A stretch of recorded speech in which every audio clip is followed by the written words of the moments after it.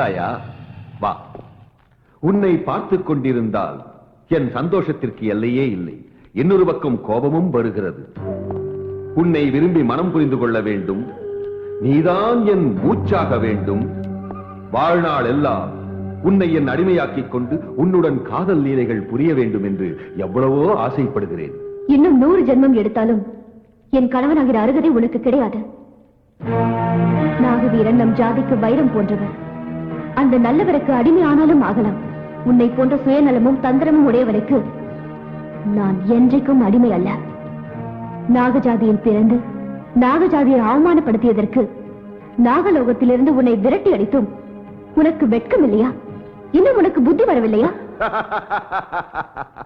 என்று உன் தந்தை உன்னை எனக்கு திருமணம் செய்து வைக்கவில்லையோ அன்று நீ என்னை ஏமாற்றி மோசம் செய்தாய். அந்த நாகஜாதியின் வாசம் கூட எனக்கு இருக்கக்கூடாது என்று அதனை அழித்துக் கொள்ள கருடனை ஆவாகனம் செய்து கொண்டு அதன் சக்தியை பெற்று உன்னை நாசமாக்க வேண்டும். உன்னை பூஜை செய்பவர்களுக்கெல்லாம் கஷ்டங்களை கொடுத்து பழி வாங்க வேண்டும் என்றுதான் இப்பூலோகத்திற்கே நான் வந்தேன். என் பக்தர்களுக்காகட்டும் மற்றவர்களுக்காகட்டும் எவ்வித கஷ்டமும் உன்னால் வரக்கூடாது.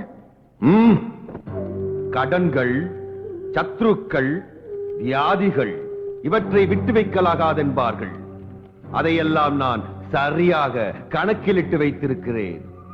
அதை நான் தீர்த்துக் கொள்ள வேண்டும் அல்லவா? என் மேல் உள்ள விரோதத்திற்காக அந்த சிவலிங்கத்தை வஞ்சித்திருக்கிறாயே ஏன்? நீ அல்ல. யார் உன் கணவனுக்கு ஈமச்சடங்குகள் பண்ணி ஆலயம் கட்டினானோ அவன் மீது நான் வஞ்சம் கொண்டிருக்கிறேன். அதற்காக அந்த வம்சம் நிர்மூலமாக வேண்டும் என்று சிறு வயதிலிருந்தே சிவலிங்கத்திற்கு விஷம் கொடுத்து விஷ மனிதனாக மாற்றினேன். காமனாகா, உன் கொடிய புத்தியினால் யோசனை பண்ணுகிறாய். கொடியவர்கள் கொடிய செயலாலேயே அழுகிறார்கள். கெட்டவர்கள் கெட்ட தந்திரத்தால் கெடுகிறார்கள். நான் நல்ல மனதோடு சொல்கிறேன், நல்லவர்களுக்கு நல்லதுதான் நடக்கும். கொடியோரை தண்டித்து நல்லோரை காக்க இப்பூலோகத்தில் எத்தனையோ தேவதைகள் அவதாரம் எடுத்திருக்கிறார்கள். பக்தர்களுக்கு பகவான் ஆதரவாக இருக்கிறார். அத்தகையோருக்கு என்றும் கெட்டது நடக்காது. கவனி, நான் உயிரோடு இருக்கும் வரையில் இப்பஞ்சபூதங்களின் சாட்சியாக சொல்கிறேன், அவர்களுக்கு நல்லதே நடக்கும்.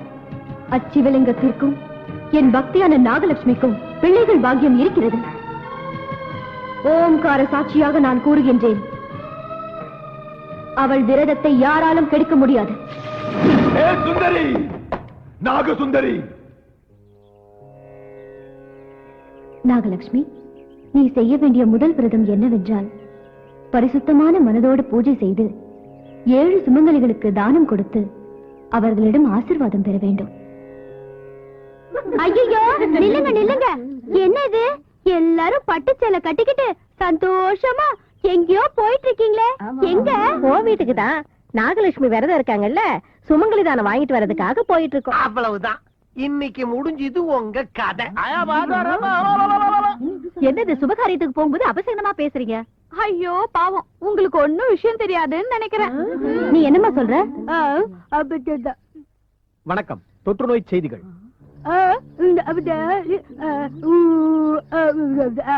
நாகலட்சுமிக்கு கொடிய தொற்று நோய் இருக்கிறது, அதனால் அவர் விரதம் இருக்கிறார். அவர் கையால் யாராவது ஏதாவது வாங்கினால் அவர்களுக்கும் அந்த நோய் வந்து 11 நாட்களுக்குள் பரலோகம் போய்விடுவார் என்று பரவலாக பேசப்படுகிறது. புரிஞ்சுதா?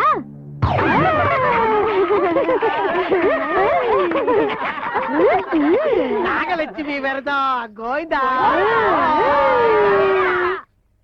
அக்கா, முதல் நாளே உன் விரதத்தை நாசமாக்குறதுக்காக எல்லாரும் சேர்ந்து பூஜைக்கு வந்துட்டு இருந்த சுமங்கலிங்களை பயமுறுத்தி திருப்பி அனுப்பிட்டாங்க.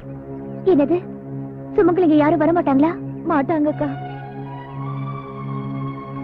சுமங்கலிங்க யாரும் வரமாட்டாங்கன்னா எப்படிமா நான் விரதம் இருக்கிறது? எப்படிமா நான் விருந்து கொடுக்கறது? என் தாலிக்கு சக்தி கொடுப்பியோ எடுப்பியோ? ஓ இஷ்டம்.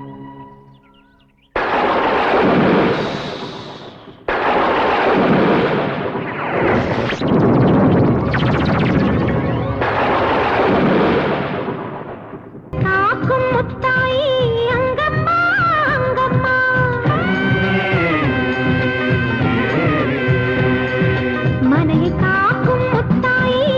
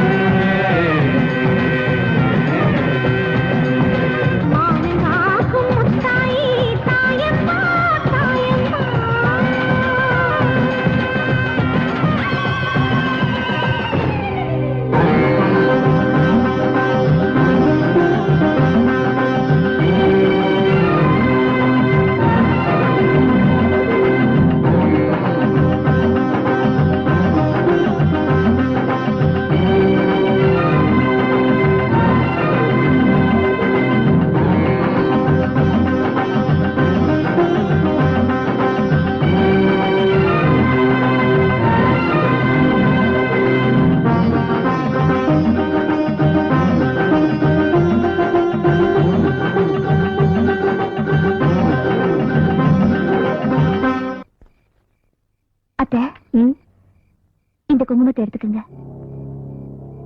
சுமங்கலியா நீங்க 100 வருஷம் வாழணும் அத்தை. என் சௌபாகியம் என்னை விட்டு போகணும்னு யாரு என்ன பண்ணாலும் இந்த வீட்டு மருமகளா நான் விரும்புறது இதுதான். இந்த வீட்டுல இருக்கிறவங்க எல்லாரும் நல்லா இருக்கணும். எடுத்துங்க அத்தை.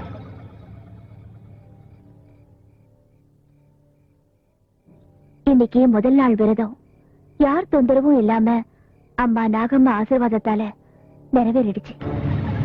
இனி பாக்கி இருக்கிற எல்லா விரதங்களும் நல்லபடியா நிச்சயம் நிறைவேறிடும் அத்தை. நான் வரேன் அத்தை.